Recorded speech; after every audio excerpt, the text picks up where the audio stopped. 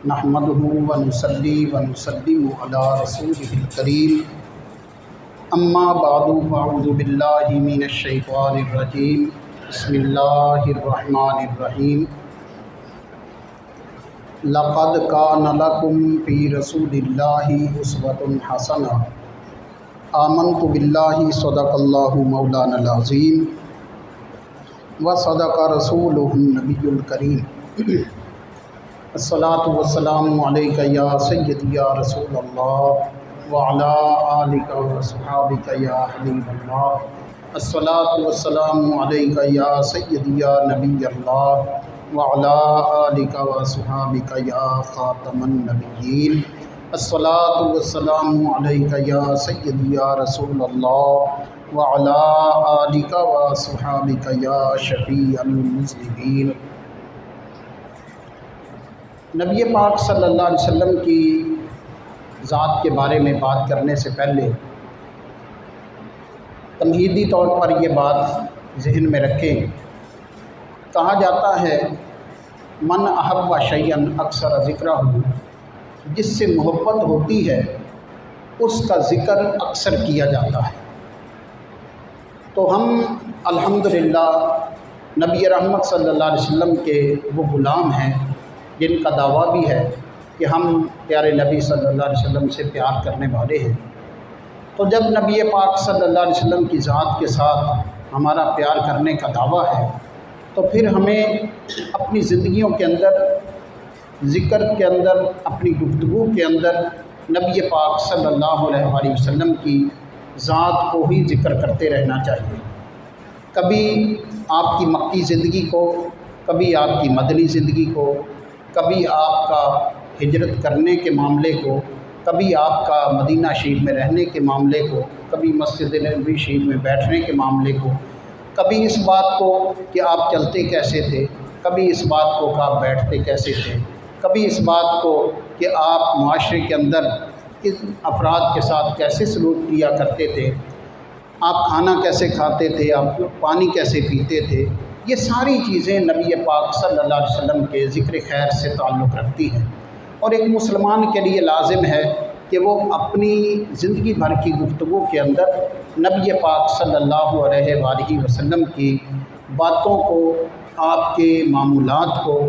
ذکر کرنے کے معاملے کے اندر شامل رکھے، کیونکہ جس چیز کو بندہ ذکر کرتا ہے، کہتے کسی بھی بات کے بارے میں کہا جاتا ہے کہ اذا تکرر الکلام علی السمع تکرر فی القلب، جب کوئی بات بار بار کانوں پر دہرائی جائے وہ دل میں پختہ ہو جاتی ہے۔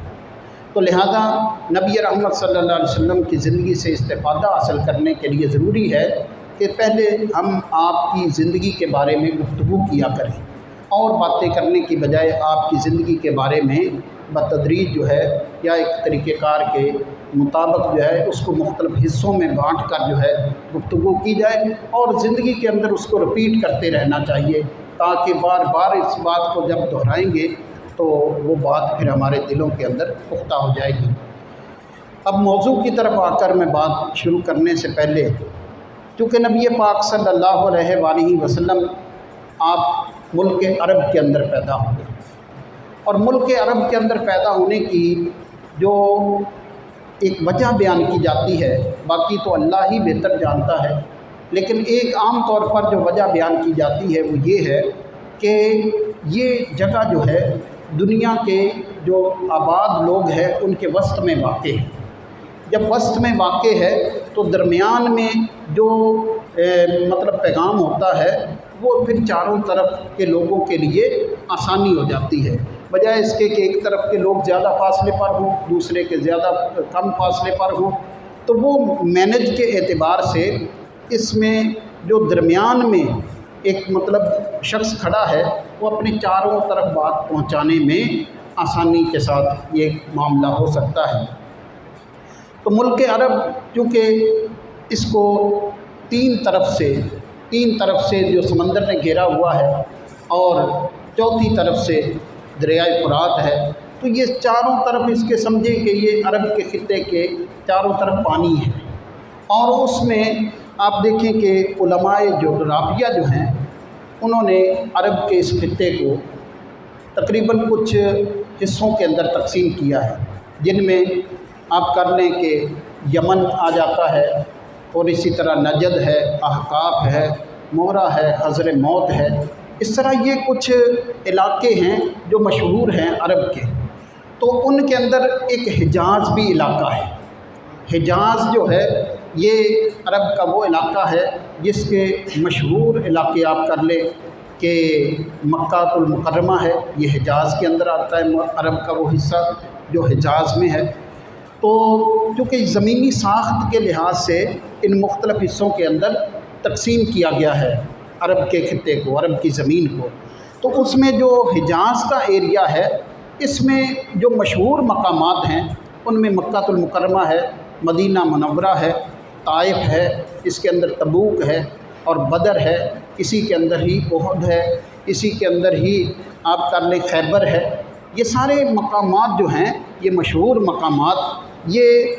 جو حجاز کا ایریا ہے، اور بھی بہت سارے مقامات مشہور ہیں، تو اس ایریے کے اندر یہ آتے ہیں۔ تو لہذا ہم مکہ المکرمہ سے بات اگر شروع کرتے ہیں تو مکہ المکرمہ وہ شہر مبارک ہے جہاں پر حضرت سیدنا ابراہیم خلیل اللہ علیہ السلام نے اپنی جو ان کی اولاد حضرت بی بی حاجرہ رضی اللہ تعالی عنہا کے بطن مبارک سے سیدنا اسماعیل علیہ السلام تھے، ان کو لا کر مکہ میں آباد کیا، اور پھر اسماعیل علیہ السلام سے ہی جو آگے نسل چلی ان میں ہمارے نبی صلی اللہ علیہ وآلہ وسلم کو اللہ نے پیدا فرمایا۔ تو نبی کریم صلی اللہ علیہ وآلہ وسلم آپ کے پیدا ہونے سے پہلے جو عرب کے خطہ کی جو سیاسی صورتحال تھی اس میں تو آپ دیکھیں کہ یہ خطہ ایسا تھا جس کے ایک طرف حبشہ ہے، اور حبشہ بڑی مضبوط اس وقت حکومت تھی، اور فارس اس سے بھی زیادہ مضبوط حکومت تھی، روم اس سے بھی زیادہ مضبوط حکومت تھی، اور یہ مطلب اس کے اردا گرد بڑی سپر پاور اس وقت کی حکومتیں قائم تھیں۔ لیکن یہ خطہ عرب جو ہے اس کے اندر کیونکہ صورتحال ایسی تھی کہ زیادہ تر یہاں ریتلا علاقہ ہے، پہاڑ ہیں، تو اس وجہ سے کئی بادشاہ اس طرف فاتحانہ انداز کے اندر اتنا زیادہ توجہ نہیں دیتے تھے، کیونکہ یہاں پر وہ دنیاوی جو ایک فائدے تھے یہ اب ان پہاڑوں میں سے تیل نکلا تو پھر اس کے بعد معاملات جو ہے نا وہ وہاں کے لوگوں کے خوشحالی کی طرف آئے، تو اس سے پہلے ذرا زندگی مشکل تھی، تو اس وجہ سے زیادہ بڑی بڑی طاقتیں دائیں بائیں تو تھیں لیکن اس طرف توجہ نہیں تھی۔ اللہ تبارک و تعالیٰ نے اپنی حکمت کاملہ کے ساتھ اللہ تبارک و تعالیٰ نے اپنے آخری پیغمبر حضرت سیدنا محمد مصطفیٰ کریم ہمارے آقا صلی اللہ علیہ وآلہ وسلم کو مکہ میں پیدا فرمایا، اور مکہ کے اندر وہ جو نسل ابراہیم علیہ السلام کی آپ کی زوجہ محترمہ سیدہ بی بی حاجرہ رضی اللہ تعالی عنہا کے بطن مبارک سے آپ کے بیٹے اسماعیل علیہ السلام تھے، ان سے جو نسل چلی، اور اسی میں آخر میں ہمارے نبی صلی اللہ علیہ وسلم کے والد محترم حضرت سیدنا عبداللہ رضی اللہ تعالی عنہ، آپ کے ذریعے سے اللہ تبارک و تعالیٰ نے سیدہ آمنہ رضی اللہ تعالی عنہا کو ہمارے نبی صلی اللہ علیہ وآلہ وسلم عطا فرمائے، اور پھر مکہ کے اندر آپ کی پیدائش ہوئی۔ تو لہذا شہر مکہ بڑی فضیلت کا حامل شہر ہے، اور اس کے اندر صفا مروہ بھی ہے، اس کے اندر مینا بھی ہے، مزدلفہ ہے، عرفات ہے، اور اسی طرح اور بہت سارے زمزم کا جو کنواں ہے وہ یہاں پر ہے۔ تو یہ سارے مقامات مقدس جو ہیں اسی شہر مکہ کے اندر ہیں۔ تو اللہ تبارک و تعالیٰ نے اس مکہ کو، آپ دیکھیں کہ تاریخ ہے اس کی کہ بڑی فضیلت ہے، اسماعیل علیہ السلام یہاں تشریف لائے، خود ابراہیم علیہ السلام آئے، لیکن اللہ نے اس کو جو وجہ شرف بیان فرمائی ہے وہ قرآن کریم کے اندر اللہ نے فرمایا وَأَنْتَ حِلٌّ بِهَٰذَا الْبَلَدِ۔ محبوب اللہ اس شہر کی قسم اٹھاتا ہے اس لیے کہ آپ اس میں موجود ہیں۔ نبی کریم صلی اللہ علیہ وسلم کی موجودگی، آپ کی پیدائش کا شہر ہونے کی وجہ سے اللہ نے اس شہر کو بڑی عزتوں سے نوازا ہے۔ انشاءاللہ اس سے آگے جو ہے بات